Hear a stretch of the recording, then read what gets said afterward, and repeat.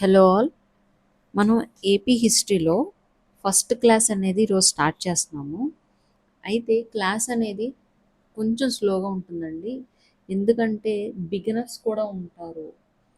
బిగినర్స్తో పాటు ఆల్రెడీ ప్రిపరేషన్లో ఉండి సబ్జెక్ట్ మీద క్లారిటీ లేని వాళ్ళు కూడా ఉంటారు కాబట్టి వాళ్ళ గురించి వాళ్ళని దృష్టిలో పెట్టుకుని క్లాస్ అనేది కొంచెం స్లోగా చెప్పడం జరుగుతుంది. మనకి హర్రీ బర్రీ ఏం లేదండి. ఎగ్జామ్ రావడానికి చాలా టైం ఉంది. మీరు స్లోగా నేర్చుకోండి, సబ్జెక్ట్ మీద క్లారిటీ తెచ్చుకోండి. అందుకే మనం ఇన్ డీటెయిల్గా క్లాసెస్ అనేది తీసుకోవడం జరుగుతుంది. అయితే ఫస్ట్ హిస్టరీ సబ్జెక్ట్ తెలిసే ముందు అసలు హిస్టరీ క్లాసిఫికేషన్ అనేది మనకు తెలియాలి. ఎందుకు అంటే మనం ఒక హిస్టరీలో ఒక టాపిక్ గురించి చదువుకున్నప్పుడు కొన్ని ఇయర్స్ వస్తాయండి. ఆ ఇయర్స్ మనకి తెలీదు. మనకి క్లారిటీ అనేది సరిగ్గా రాదు. For example 1 minute. బీసీ అంటారు. ఫర్ ఎగ్జాంపుల్ 1200 బీసీ అంటారు. 2500 బీసీఈ అని అంటారు. ఓకే. నెక్స్ట్ 200 ఏడి అని అంటారు. ఈ క్లారిటీ అనేది బిగినర్స్కి ఉండదు కాబట్టి మనం ఫస్ట్ క్లాసిఫికేషన్ అనేది తెలుసుకుందాం అండి. హిస్టరీని ఎన్ని రకాలుగా మనం డివైడ్ చేసామో ఒకసారి చూద్దాము. 1 మినిట్. ఓకే. అసలు హిస్టరీ అనేది ప్రీ హిస్టరీ కింద, ప్రోటో హిస్టరీ కింద, హిస్టారికల్ ఏజ్ కింద క్లాసిఫై చేయబడింది, అంటే విభజించబడింది అన్నమాట. ప్రీ హిస్టరీ అంటే చారిత్రక పూర్వయుగం. ఓకే. తర్వాత ప్రోటో హిస్టరీ అంటే సంధికాలపు యుగం లేదా బ్రాంజ్ ఏజ్ లేదా కాంస్య యుగం అని కూడా మనం అంటాము. ఓకే. తర్వాత హిస్టారికల్ ఏజ్. హిస్టారికల్ ఏజ్ అంటే ఐరన్ ఏజ్ అని మనం చెప్పొచ్చు, ఇనుప యుగం అని చెప్పొచ్చు. ఎవిడెన్సెస్, క్లియర్ ఎవిడెన్సెస్ ఉన్నప్పటి నుంచి మనం క్లియర్ హిస్టరీ స్టార్ట్ అయ్యింది అని అనుకుంటాము. దానినే ఐరన్ ఏజ్ అని అంటాము. ఓకే. నెక్స్ట్ వచ్చి ఫర్దర్గా ప్రీ హిస్టరీని మళ్ళీ క్లాసిఫై చేయడం జరిగిందండి. అంటే చారిత్రక పూర్వయుగాన్ని మళ్ళీ 4 టైప్స్లో క్లాసిఫై చేశారు. 4 విభాలుగా విభజించబడింది. First paleolithic age, mesolithic age, neolithic age, chalcolithic age అంటే ప్రాచీన శిలాయుగం, మధ్య శిలాయుగం, నవీన శిలాయుగం, తామర శిలాయుగం. ఓకేనా అండి. ఇక్కడ చాల్కోలిథిక్ ఏజ్లో తామర అంటే సాంస్క్రిట్ వర్డ్ అండి. Sanskrit word. తెలుగులో రాగి అని అర్థము, ఇంగ్లీష్లో కాపర్ అని అర్థం. కాపర్ ఏజ్ అన్న, చాల్కోలిథిక్ ఏజ్ అన్న, రాగి యుగము అన్న ఒకటే. అయితే ఇక్కడ ప్రత్యేకత ఏంటి? ఈ యుగానికి చాల్కోలిథిక్ ఏజ్కి ఇంపార్టెన్స్ ఏంటి అని అంటే, ఫర్ ద ఫస్ట్ టైం హిస్టరీలో స్టోన్తో పాటుగా మెటల్ అనేది, ఇనుము అనేది ఉపయోగించడం జరిగిందనమాట. స్టార్ట్ చేశారు. ఓకేనా అండి. ఇంతకుముందు ఏజ్లో ఈ పాలియో, మీసో, నియోలిథిక్ ఏజ్లో ఓన్లీ స్టోన్ అనేది మనం చూస్తాం టూల్స్ కింద, వాల్ టూల్ కింద. ఓకే. టూల్స్ వాళ్ళు ఏం ఉపయోగించారు? స్టోన్ అనేది ఉపయోగించారు. కానీ ఈ చాల్కోలిథిక్ పీరియడ్లో మట్టికి for the first time metal అనేది యూజ్ చేయడం జరిగింది. అలాంగ్ విత్, అంటే ఇక్కడ స్టోన్ యూజ్ చేయలేదా అంటే యూజ్ చేశారు, కానీ మెటల్ కూడా యూజ్ చేయడం జరిగింది. దేన్ని యూజ్ చేశారు? రాగిని యూజ్ చేశారు. అందుకే మానవుడు హ్యూమన్ ఫస్ట్ యూజ్ చేసిన మెటల్ ఏంటి అంటే కాపర్. గుర్తుపెట్టుకోవాలి. ఓకేనండి. ఇంత డీటెయిల్గా మనకి ఎందుకు చెప్తున్నాం అంటే సబ్జెక్ట్ మీద క్లారిటీ కోసం. వీటిలోంచి బిట్స్ వస్తాయని నేను చెప్పను, కానీ ఈ క్లారిటీ ఉంటేనే మనకి ఫర్దర్గా సబ్జెక్ట్ అనేది క్లియర్గా అర్థమవుతుంది. Okay, next proto history. Proto history అంటే సంధికాలపు యుగం అని మనం చెప్పుకున్నాము. అయితే దీన్ని బ్రాంజ్ ఏజ్ అని అంటాము, కాంస్య యుగం అంటాము. ఆంధ్రాకి మీకు ఇది కనిపిస్తుందో లేదో, ఏపీకి ఈ ప్రోటో హిస్టరీ లేదండి. మనం కాపర్ ఏజ్ తర్వాత డైరెక్ట్గా ఎక్కడికి వెళ్తాము, ఐరన్ ఏజ్కి వెళ్తాము. కానీ ఇండియాలో ఇండియన్ హిస్టరీ చూసినప్పుడు బ్రాంజ్ ఏజ్ ఉంటుంది. మన ఏపీ విషయానికి వచ్చేసరికి ఏపీకి బ్రాంజ్ ఏజ్ అనేది లేదు, గుర్తుపెట్టుకోండి. ఓకే, నెక్స్ట్ హిస్టారికల్ ఏజ్ అంటే చారిత్రక యుగం. ఇక్కడ ఏంటంటే ఐరన్ యూసేజ్ అనేది మనకి కనిపిస్తుంది. హిస్టారికల్ ఏజ్ అని ఎందుకని అన్నామంటే క్లియర్ ఎవిడెన్సెస్ అనేవి, అంటే లిఖితపూర్వకంగా కానీ రైటింగ్స్, కాయిన్స్, ఇన్స్క్రిప్షన్స్ ఉన్నప్పుడు మనకి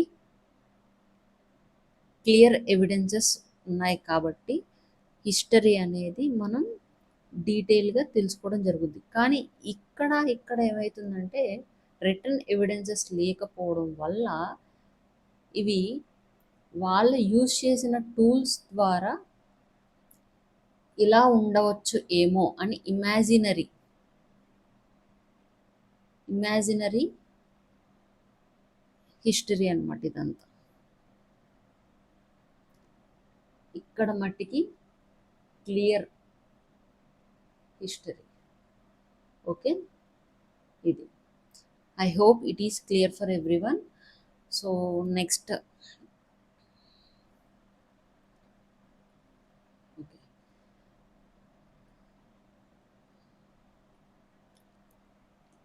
మనం నిన్న సిలబస్ చూసినప్పుడు మన సిలబస్లో ప్రీ హిస్టరీ మనం చూసాము. అయితే ఈరోజు ప్రీ హిస్టరీ ఫస్ట్ స్టార్ట్ చేద్దాము. జాగ్రఫికల్ ఫీచర్స్ అనేవి అలాంగ్ విత్ సబ్జెక్ట్ అనేది మనకు వస్తుంది. సో దీన్ని మనం సపరేట్గా చదువుకోవాల్సిన అవసరం లేదు, బట్ మీకు ఒక అవగాహన కోసం నేను చెప్తాను. జాగ్రఫికల్ ఫీచర్స్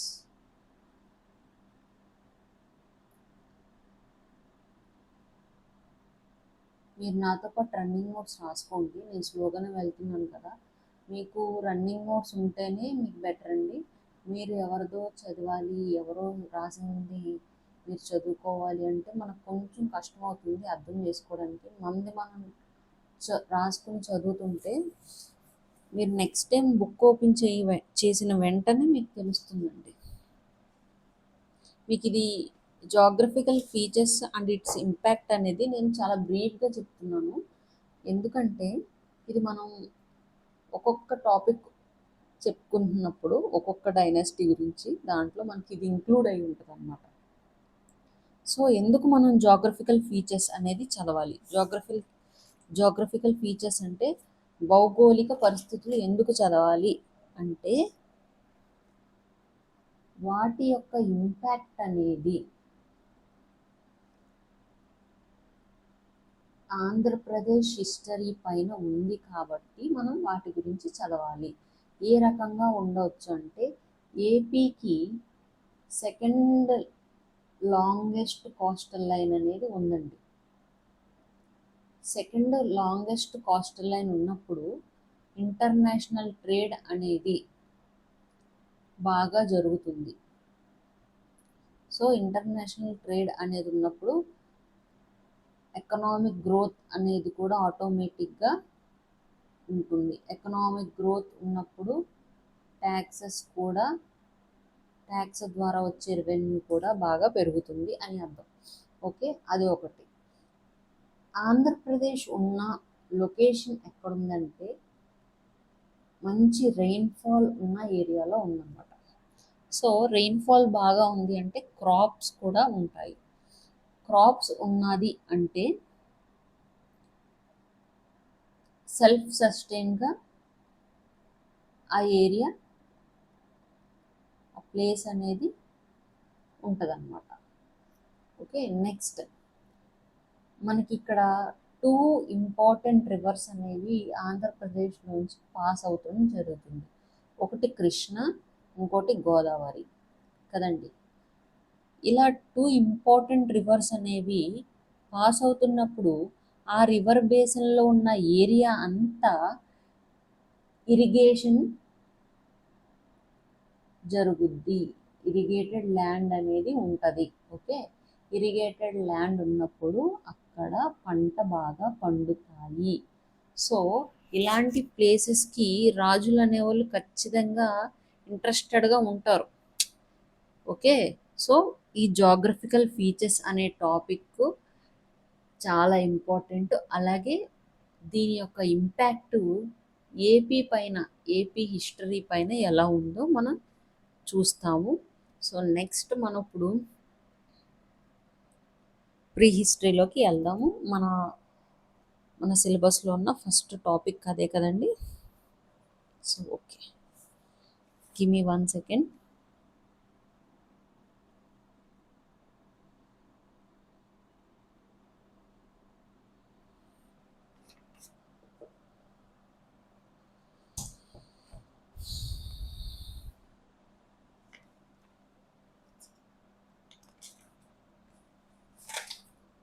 ఓకే, ఇందాకడ ప్రీ హిస్టరీని మనం ఫోర్ ఏజెస్గా లేదంటే 4 ఎరాస్గా డివైడ్ చేయడం జరిగింది, రైట్? సో ఇప్పుడు 1 బై 1 చూద్దాము క్లియర్గా. First paleolithic age.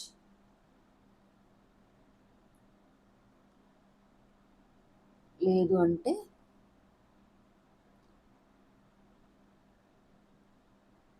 ప్రాచీన శిలాయుగం. ఇది ఎప్పటి నుంచి ఎప్పటి వరకు అంటే 2 lakhs BC టు 1100 BC. మీకు ఈ ఫిగర్స్ అస్సలు ఇంపార్టెంట్ కాదు. మీరు అసలు ఈ ఫిగర్స్ని గుర్తు పెట్టుకోవాల్సిన అవసరం లేనే లేదు.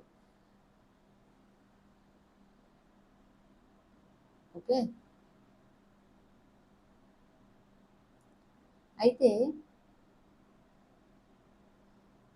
ఈ ప్రీ హిస్టరీ అనేది 4 ఎరాస్గా డివైడ్ అయిందని మనం చెప్పుకున్నాము. 4 యుగాలుగా క్లాసిఫై చేశారు అని చెప్పుకున్నాము. దాంట్లో మొట్టమొదటిది పాలియోలిథిక్ లేదంటే ప్రాచీన శిలాయుగం అని చెప్పుకున్నాము. మళ్ళీ ఈ ప్రాచీన శిలాయుగం అనేది మెయిన్గా 2 కింద డివైడ్ చేయడం జరిగిందనమాట. ఒకటి పూర్వ ప్రాచీన శిలాయుగం, ఓకే. 2 ఉత్తర ప్రాచీన శిలాయుగం. మీరు ఫుల్గా రాసుకోండి, మనకి టైం కన్జ్యూమ్ అవుతుంది కాబట్టి నేను నార్మల్గా రాస్తున్నాను. ఇంగ్లీష్లో వచ్చి lower paleolithic age, upper paleolithic age. మధ్యలో మిడిల్ పాలియోలిథిక్ ఏజ్ ఉంటుంది, కానీ అదొక ట్రాన్సిషన్ పీరియడ్. మనకు అది అంత ఇంపార్టెంట్ కాదు ఏపీ పరంగా. ఇక్కడ దీనికి క్లాసిఫికేషన్ అనేది మనకి ఇంపార్టెంట్ కాబట్టి ఫస్ట్ నేను ఈ 2 తీసుకుని చెప్తున్నాను. ఓకేనా, ఒకసారి ఇంకొక 1 minute. మీరు నోట్ మేకింగ్ చాలా క్లియర్గా చేసుకోండి. ఫ్యూచర్లో మీకు ఏమవుతుందంటే మీరు సబ్జెక్ట్ ఇప్పుడు వింటారు, ఇంకొక 2-3 మంత్స్కు ఓపెన్ చేసినప్పుడు మళ్ళీ మీకు అది అర్థం అవ్వాలంటే మీరు బిట్ టు బిట్ రాసుకుంటే మీకు అర్థం అవ్వదు. సో బెటర్ మీరు క్లియర్గా రాసుకుంటే మీకు ఫర్దర్గా మీరు ఎన్ని ఇయర్స్ అయిన తర్వాత ఓపెన్ చేసినా మనకి అర్థమవుతుంది అన్నమాట. సో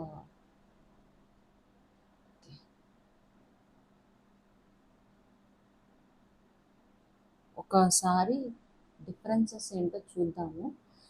ఎందుకు ఈ క్లాసిఫికేషన్ పాలియోలిథిక్ ఏజ్లో వచ్చింది అంటే, వాళ్ళు యూజ్ చేసిన స్టోన్ టూల్స్ ఉంటాయి కదా, వాటిలో వచ్చిన అడ్వాన్స్మెంట్స్ టెక్నిక్స్ ద్వారా మనకి దీన్ని క్లాసిఫై చేయడం జరిగింది.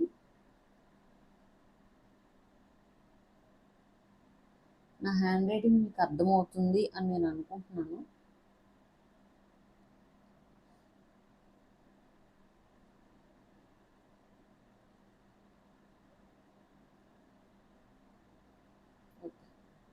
ఇంగ్లీష్లో మీకు కావాలంటే మీకు చెప్పాను కదండి,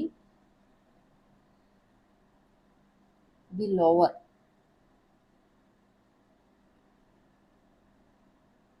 ఇది అప్పర్. ఓకే, సో నౌ ఒకసారి ఇక్కడ యూజ్ చేసిన టూల్స్ ఏంటో చూద్దాము. క్లియర్గా రాసుకోండి మీరు, మనకి ఇంపార్టెంట్. ఈ ఏరియా నుంచి అంటే ప్రీ హిస్టరీ నుంచి మనకి 2 to 3 మార్క్స్ అనేవి కంపల్సరీ మనకి వస్తుంది. నెగ్లెక్ట్ చేయాల్సిన అవసరం లేదు.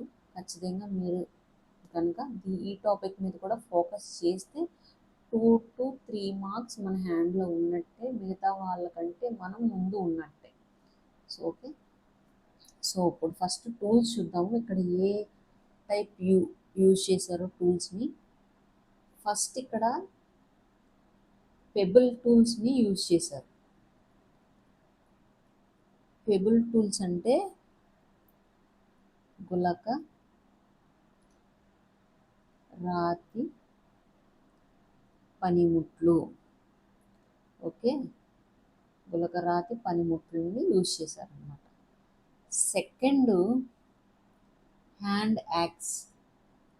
హ్యాండ్ యాక్స్ అంటే చేతి గొడ్డళ్ళు. చేతి గొడ్డళ్ళు. నేను మీకు వాయిస్ ఇస్తున్నా కదండి, నా హ్యాండ్ రైటింగ్ మీకు అర్థం కాకపోయినా మీరు నా వాయిస్ ద్వారా నోట్ చేసుకుంటారని నేను రిపీట్ చేస్తున్నాను. అలాగే ఇన్ కేస్ నా వాయిస్ అర్థం కాకపోతే నా హ్యాండ్ రైటింగ్ చూసి మీరు అర్థం చేసుకుంటున్నారని నేను డీటెయిల్గా రాస్తున్నాను. నెక్స్ట్ క్లీవర్స్ అంటే గండ్ర గొడ్డళ్ళు. వీటి ఫొటోస్ అన్నీ నేను I will try to include them. మీరు కూడా ఒకసారి, ఒకవేళ నేను ఇంక్లూడ్ చేయకపోతే గూగుల్లో మీరు సెర్చ్ చేయండి. మీకు సెర్చ్ చేస్తే ఒక క్లారిటీ వస్తుంది. చూడడానికి అన్నీ ఒకేలా ఉంటాయి, కానీ మీరు ఒక క్లారిటీ తెచ్చుకోవడం కోసమే ఒకసారి చూస్తే బాగుంటుంది అనమాట. తర్వాత చక్రాలు. చక్రాలు అంటే తెలుసు కదా, అదనమాట, డిస్కాయిడ్స్. ఓకే, సో ఇక్కడ యూజ్ చేసిన టూల్స్ అయితే ఇవి. ఇక్కడ ఏం టూల్స్ యూజ్ చేశారో చూద్దాము. ఇక్కడ ఇంకో విషయం ఏంటంటే, మీరు గమనించండి, నేను క్లాసిఫికేషన్ చెప్పినప్పుడు ఇవన్నీ పెద్ద పెద్ద సైజులో ఉంటాయి అన్నమాట. పెద్ద పెద్ద సైజులో ఉంటాయి, కానీ ఈ పీరియడ్కి వచ్చేసరికి కొంచెం వాటిల్లో షేప్ తేడా అనేది కనిపిస్తుంది. ఫస్ట్ది మొనళ్ళు అంటే టిప్స్. ఇప్పుడు ఒక బండరాయి ఉందనుకోండి, ఆ బండరాయిని మనం ఇలా షార్ప్గా చెక్కామనుకో, ఆ టూల్లో మనకి డిఫరెన్స్ వచ్చినట్టే కదా. సెకండ్ మొనళ్ళు, సుది మొనళ్ళు,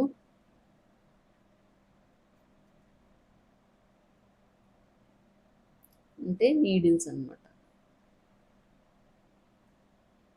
నెక్స్ట్ థర్డ్ వన్ బాణాముఖాలు, అంటే తెలుగు అర్థం చేసుకోలేని వాళ్ళకు కూడా నేను అర్థం అవ్వాలని ఇంగ్లీష్లో చెప్తున్నాను, అది గమనించాలి. మీరు ఒకసారి మీకు తెలియకపోతే గూగుల్ సెర్చ్ చేయండి, వీటి గురించి మీకు తెలుస్తుంది. యారో హెడ్స్ అన్నమాట, పెచ్చులు అంటే ఫ్లేక్స్.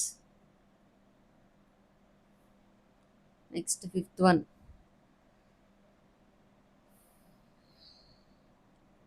బ్యూరిన్స్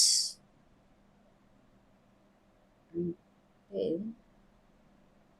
ఇంగ్లీష్లో తెలుగులో రెండింటికి ఒకటే, బ్యూరిన్స్. సిక్స్త్ వన్, విల్లంబులు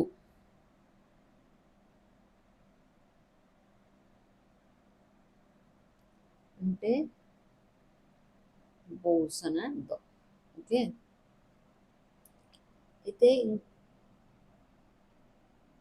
ఈ క్లాసిఫికేషన్ మీకు క్లియర్గా ఈ టూల్స్లో తెలుస్తుందని నేను అనుకుంటున్నాను. ఒకసారి ఇక్కడ చూడండి, ఇక్కడ యూజ్ చేసినవి అన్నీ ఏంటి? గులకరాతి పనిముట్లు, చేతి గొడ్డళ్ళు, గండ్రగొడ్డళ్ళు, చక్రాలు, ఇలాంటి హెవీగా ఉండే అనమాట. ఇక్కడ వచ్చేసరికి tips, needles, arrow heads, flakes, burins, ఆ తర్వాత బో, ఇవన్నీ ఏంటంటే డిఫరెన్స్ అనేది వీటికి వాటికి కనిపిస్తుంది. కాబట్టి ఈ పాలియోలిథిక్ ఏజ్ని మళ్ళీ రెండు కింద డివైడ్ చేయడం జరిగింది. ఒకటి పూర్వ ప్రాచీన శిలాయుగం, రెండోది ఉత్తర ప్రాచీన శిలాయుగం అని డివైడ్ చేయడం జరిగింది. ఓకే, ఇక్కడ ఇంకోటి చూడండి,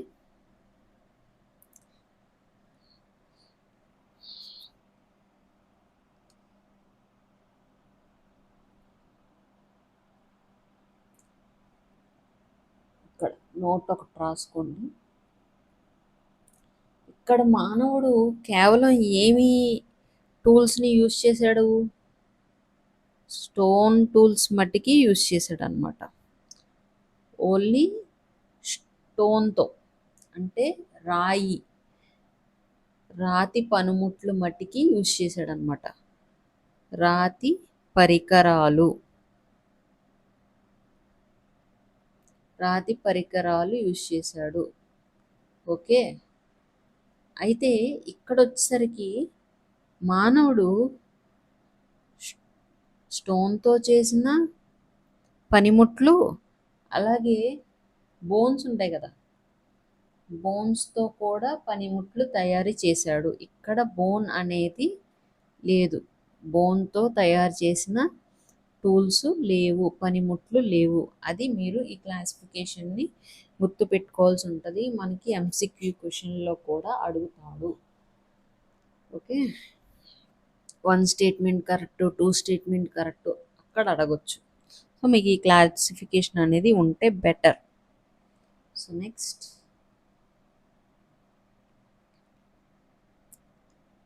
మళ్ళీ సేమ్ క్లాసిఫికేషన్, నేను హెడ్డింగ్ పెట్టట్లేదు, మీరు ఒకసారి చూడండి. నేను మధ్యలో లైన్ అనేది డ్రా చేస్తున్నాను. సేమ్ మళ్ళీ, ఎందుకంటే మనకి ఇది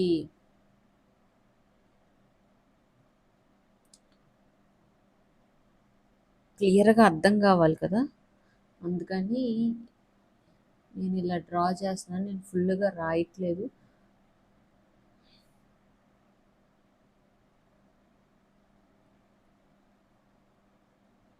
ఇలా పెడుతున్నాను, చూసుకోండి. ఆ తర్వాత మీరు రాసుకోండి. Okay, over.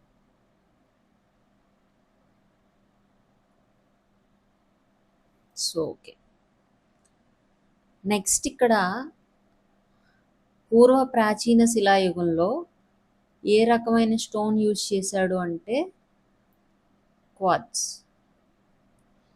ఓకేనా, తెలుగులో కూడా సేమ్ అదే,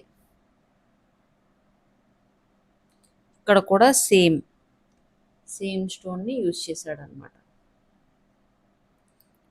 నెక్స్ట్ ఇక్కడ క్రిస్టల్ కూడా యూజ్ చేశాడు, అంటే స్ఫటిక.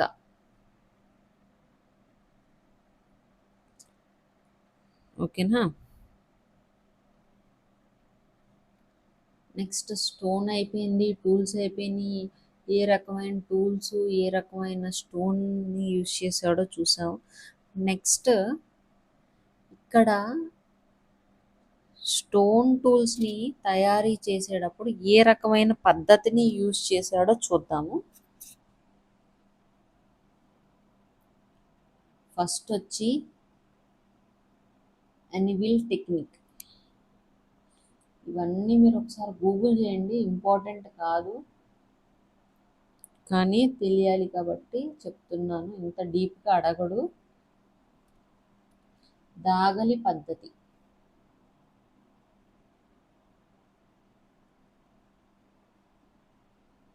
Next second one stone hammer technique.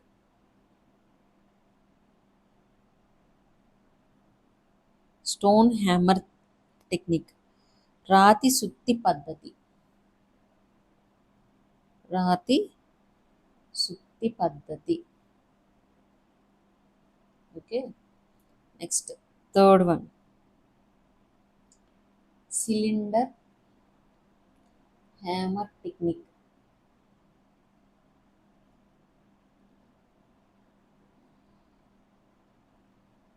ఇక్కడ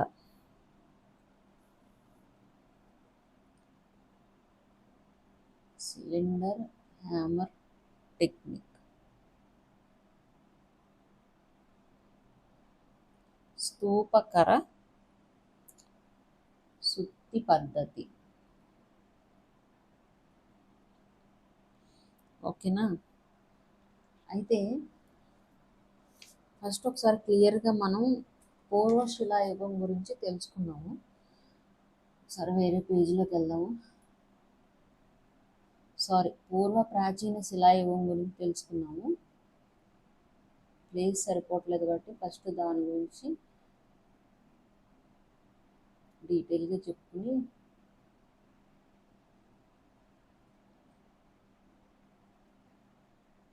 ఓకే.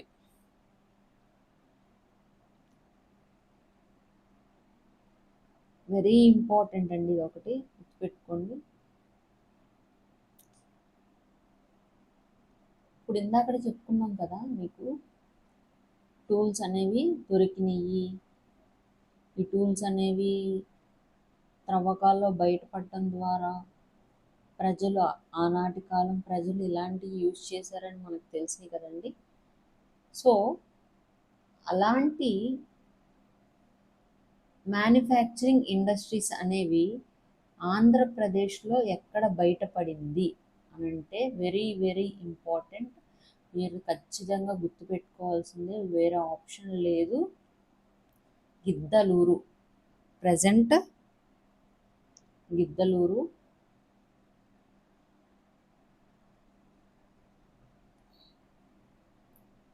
నంది కనుమ.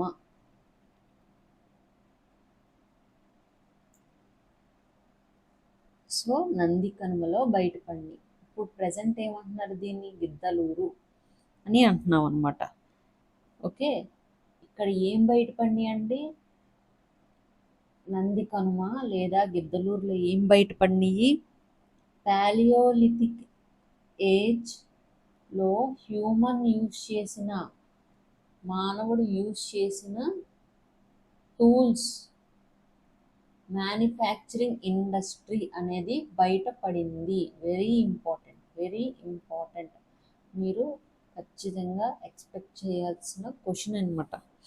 సో మీరు 3 స్టార్ మార్క్ వేసుకోండి దానికి.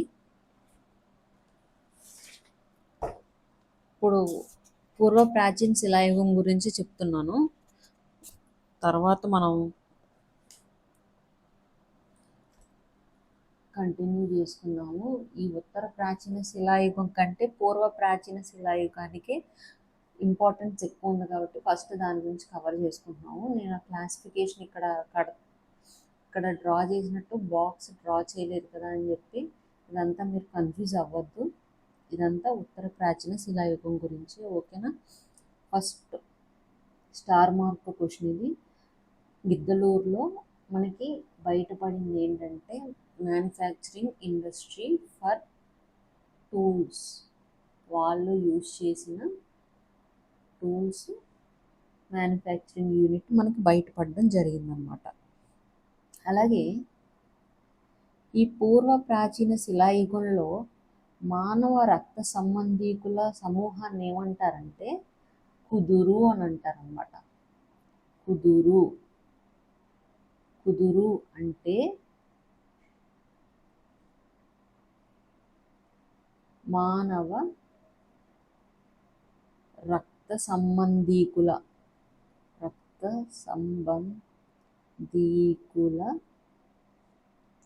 సమూహం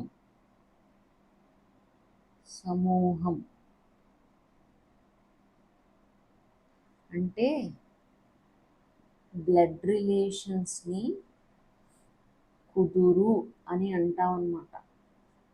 కుదురు, ఓకేనా, కుదురు అని పిలుస్తాము. ఎప్పుడు? పూర్వ ప్రాచీన అంటే లోవర్ పాలియోలిథిక్ ఏజ్లో బ్లడ్ రిలేషన్స్ని కుదురు అని మనం పిలుస్తాము. వెరీ ఇంపార్టెంట్, గుర్తుపెట్టుకోవాలి. Next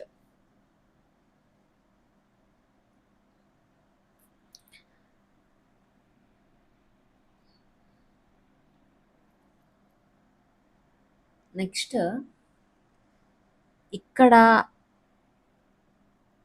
hunting and gathering stage అని చెప్పచ్చు. ఏది? పూర్వ ప్రాచీన శిలాయుగాన్ని ఆహార సేకరణ పద్ధతి,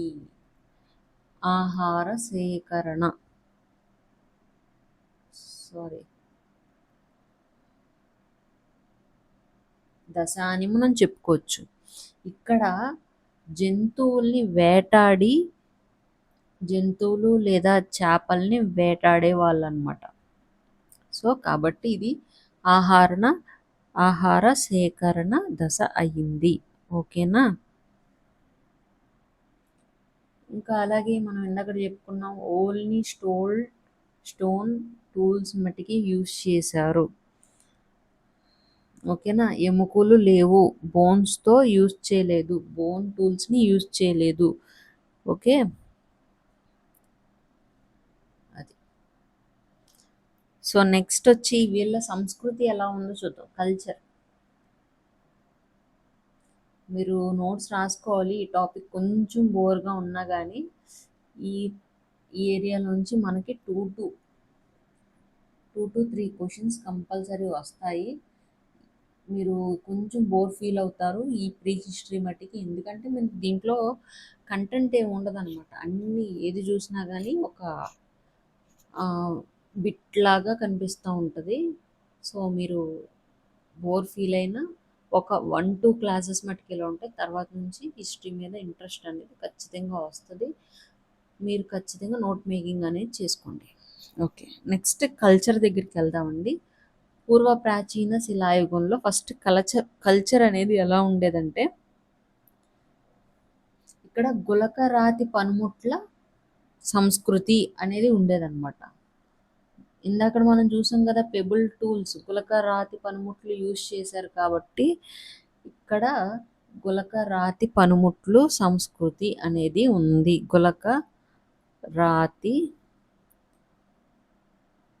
పనిముట్లు సంస్కృతి.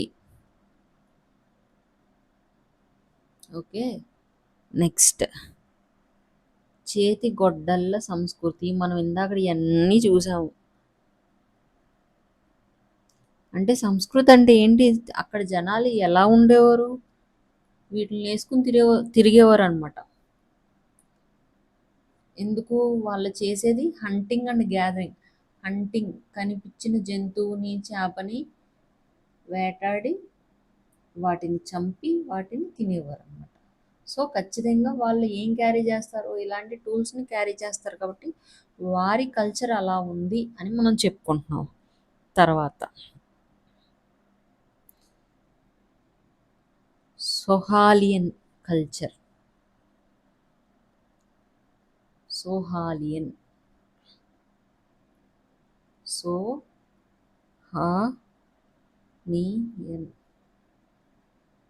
సోహానియన్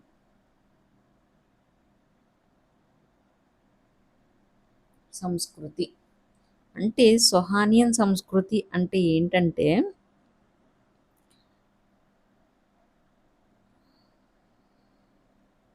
సో చెప్పుకుందాం, దానికంటే ముందు ఇంకోటి చెప్పుకుందాం. అగాలియన్ కల్చర్ అనేది ఇంకోటి ఉందన్నమాట.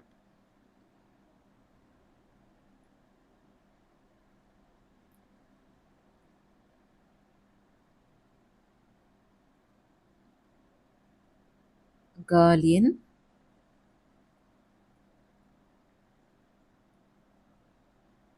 కల్చర్ లేదా సంస్కృతి. ఇక్కడ ఏం చేస్తారంటే, అగాలియన్ అంటే ఒక రివర్ ఉంటుంది కదండి. సో కలర్ మార్చుతాను, మీకు అర్థమవుతుంది. సో ఇది ఒక రివర్ అనుకుందాం. ఈ రివర్కి పక్కన ఉన్న ఏరియానంతా రివర్ బేసిన్ అని అంటాం. అది మీ అందరికీ తెలుసు. అయితే మానవుడు ఈ రివర్ బేసిన్ దగ్గర గనక నివసిస్తే, వాళ్ళ స్థావరాలు ఈ రివర్ బేసిన్ దగ్గర కనుక ఉంటే, వారిని ఆ కల్చర్ని సోహాలియన్ కల్చర్, సోహాలియన్ సంస్కృతి అని అంటాము. లేదు,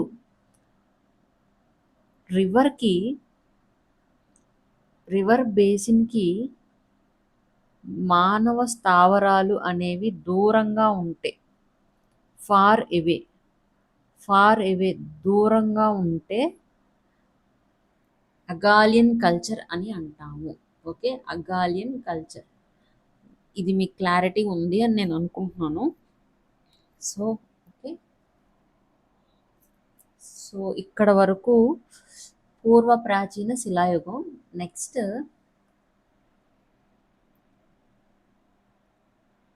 ఉత్తర ప్రాచీన శిలాయుగం గురించి చూద్దాము.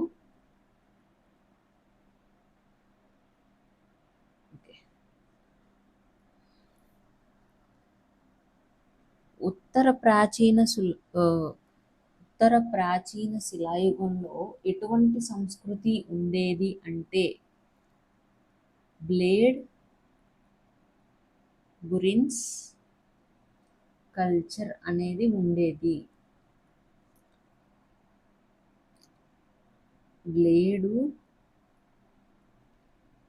యూరిన్స్ సంస్కృతి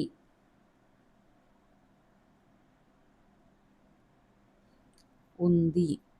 ఎందుకు అంటే, ఈ కాలంలో వీటిని ఎక్కువగా యూజ్ చేశారు. వీటిని ఎక్కువగా యూజ్ చేయడం వల్ల ఆ సంస్కృతి వచ్చింది. ఓకే, అయితే ఇక్కడ టూల్స్ని తయారీ చేయడానికి ఏ టెక్నిక్ యూజ్ చేశారు, ఏ పద్ధతిని యూజ్ చేశారు అంటే, blade flake technique. Blade flake technique. మీరు ఇంగ్లీష్లో అయినా తెలుగులో అయినా ఈ వర్డే గుర్తుపెట్టుకోండి, ఇక్కడైనా సరే. ఎందుకు అంటే, ఇంగ్లీష్ అనేది క్వశ్చన్ ఇంగ్లీష్లో ఎలా ఉన్నది అనేదే కన్సిడర్ చేస్తారు ఎగ్జామ్లో. తెలుగులో మీకు తప్పు వచ్చినా ఇంగ్లీష్లో కరెక్ట్ ఉంటే మీకు మార్కు పోయినట్టే. సో మీరు ఇంగ్లీష్లోనే నేర్చుకోండి. పద్ధతి బ్లేడ్ ఫ్లేక్ పద్ధతి అనమాట. ఓకే, టూల్స్ని తయారీ చేయడానికి ఉపయోగించిన పద్ధతి ఏంటి అనంటే, blade flake technique. Okay, next వచ్చి ఫర్ ద ఫస్ట్ టైం విల్లంబులు అంటే ఏంటి, విల్లంబుల్ని యూజ్ చేశారంట వీళ్ళు. Bows for the first time ఎప్పుడు యూజ్ చేశారు? ఉత్తర ప్రాచీన శిలాయుగంలో for the first time use చేయడం జరిగింది. ఓకే. అయితే నెక్స్ట్ వెరీ ఇంపార్టెంట్ అండి. నోట్ రాసుకోండి.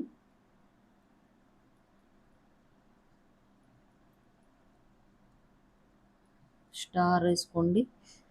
సో ముచ్చట్ల చింతమానుగవి. ఇది ఒక ప్లేస్. మళ్ళీ రాత్నం చూడండి తెలుగులో. ముచ్చట్ల చింతమాను గవి. సో ఈ ప్లేస్లో మనకి ఏమి దొరికినాయి అంట? ఒక్క నిమిషం కలర్ మారుస్తాను. ఈ ప్లేస్లో మనకి ఏం కనిపించినాయి అండి? Bone tools. బోన్ టూల్స్ అనేది ఫర్ ద ఫస్ట్ టైం కనిపెట్టారనమాట. త్రవ్వకాల్లో బయటపడింది for the first time. Okay, గుర్తుపెట్టుకోండి. ముచ్చట్ల చింతమానుగవి ఎక్కడుంది ఇది? కర్నూల్. సో ఇది ఓకేనా?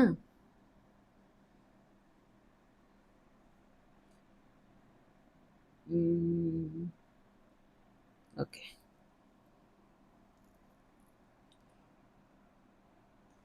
మీకు ఇంకొక విషయం చెప్పాలి. ఇది ఇండియా అనుకుందాము.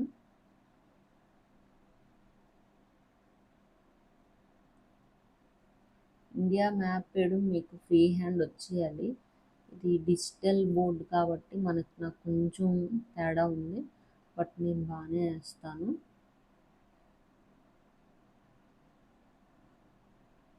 ఓకే.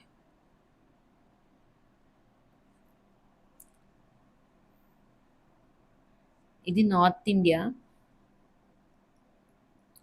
ఉత్తర భారతదేశం. ఇది సౌత్ ఇండియా, దక్షిణ భారతదేశం. అయితే ఉత్తర భారతదేశంలో ఎటువంటి కల్చర్ ఉండేదో మీకు తెలుసా? పెబుల్ టూల్ కల్చర్ అనేది ఉండేది. నెక్స్ట్ ఇక్కడ సౌత్లో హ్యాండ్ యాక్స్ కల్చర్ అనేది ఉండేదన్నమాట. ఓకే. ఎప్పుడు ఇది? లోవర్ పాలియోలిథిక్ ఏజ్లో. లోవర్ పాలియోలిథిక్ ఏజ్ అంటే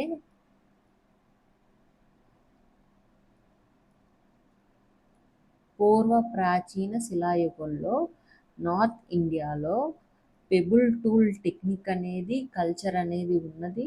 సౌత్ ఇండియాలో హ్యాండ్ యాక్స్ కల్చర్ అనేది ఉంది. గుర్తుపెట్టుకోవాలి. ఎందుకు గుర్తుపెట్టుకోవాలి అంటే మనం ఇండియన్ హిస్టరీ కూడా చదవాల్సిన అవసరం ఉంది కాబట్టి. ఓకే, ఇది అన్నమాట. నెక్స్ట్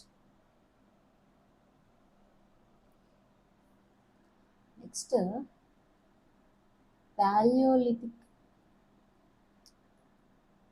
ప్రాచీన శిలాయుగపు మానవుడు గురించి తెలుసుకుందాం. సో ఓకేనా? ఇక్కడ వీళ్ళకి నిప్పు, మంట, ఫైర్ గురించి తెలీదు. అలాగే కుండలు తయారీ తెలీదు. పోటరీ కూడా తెలీదు. నో, వాళ్ళకి తెలియదు అనమాట పాలియోలిథిక్ మనకి. ఓకేనా? నెక్స్ట్ కడప, కర్నూల్లో కర్నూల్ ప్లేసెస్లో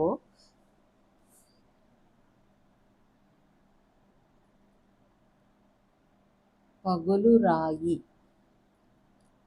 పగులు రాయిని యూజ్ చేశారు అని మనకి తెలుస్తుంది.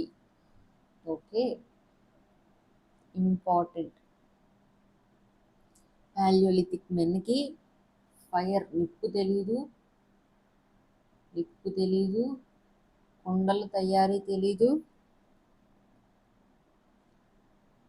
అలాగే కడప, కర్నూల్లో పగుళ్ళు రాయిని యూజ్ చేశారని మనకి ఎవిడెన్సెస్ కనిపిస్తున్నాయి.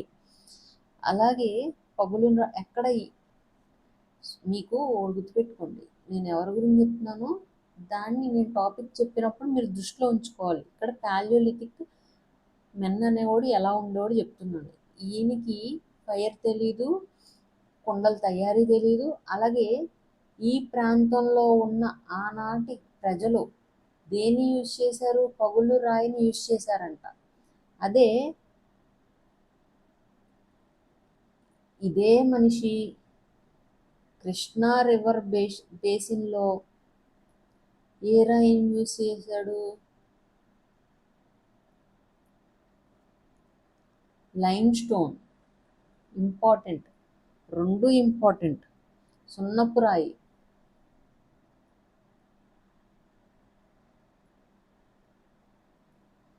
ఓకేనా?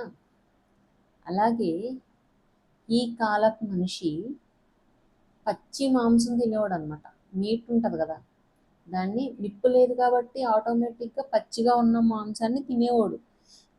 పచ్చి మాంసాన్ని తిన్నాడు కాబట్టి ఏమైంది? ఈ మనిషికి సెన్స్ లేదు, సెన్స్లెస్ మెన్ అయ్యాడు. Okay, clear? సో క్లాస్ అనేది ఇంకొంచెం ఉంది, నేను అది రేపొద్దున కంటిన్యూ చేస్తాను పార్ట్ 2 కింద. సో ఇక్కడ వరకు రివిజన్ చేసుకోండి. ఐ హోప్ క్లాస్ మీకు మంచిగా అర్థమైందని నేను అనుకుంటున్నాను. చాలా స్లోగా ఉంది అని మీరు అనుకోకండి. ఇన్ కేస్ మీకు స్లో అనిపిస్తే స్పీడ్ పెంచుకుని ఓకే మీరు చూడండి.